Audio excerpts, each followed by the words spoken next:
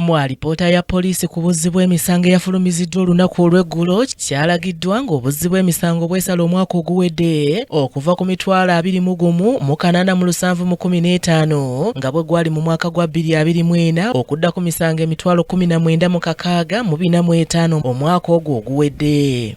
Decrease in the volume of crimes that were reported from what we reported here of 218,000 cases that were registered in 2024. Wabula newankubadde nga guno bwe gutyo bwe guli gy'emisango egyekuusa ku by'ettaka kyalagiddwa nga gyeyongera okutuuka ku misango 663 nga giva ku misango 397 bwe gyali omwaka ogwa 2024. Mu kwogerako ne munnamateeka Nsibuka Haruna atubuulidde embeera eno kweva omuli n'eky'abantu abafa nga tebalese biraamo. Abantu abasinga bwe bamala okuvaawo jjukira omuntu agenda okuvaawo ettaka lino liba lisigadde libadde lya muntu omu nga yalivunaanyizibwako, naye omuntu amala okufa abantu be bonna baba bavunaanyizibwa okugabana ku ttaka eryo.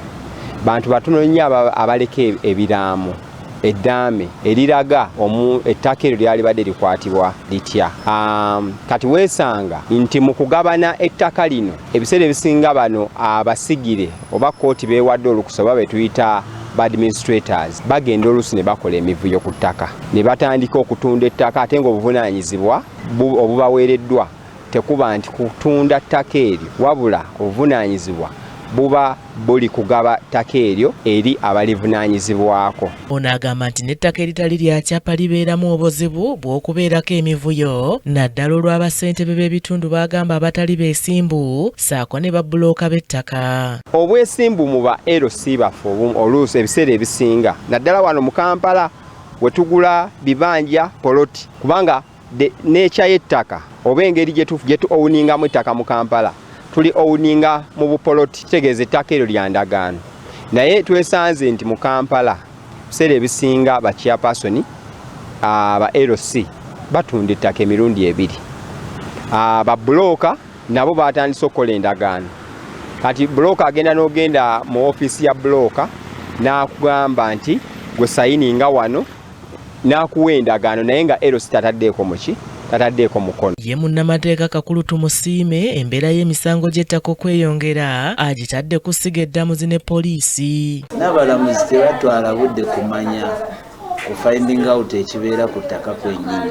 Ye kasita afuna omusango n'enkola gye bakolamu abamu tebeetengeredde abamu baagala ssente bituga so ne kitunyigamu n'osanga nti emisango gye gisigala gyeyongera kubanga omugagga akozesa obugagga bwe n'atulugunya omwavu amaliza nga amubbyeko ettaka.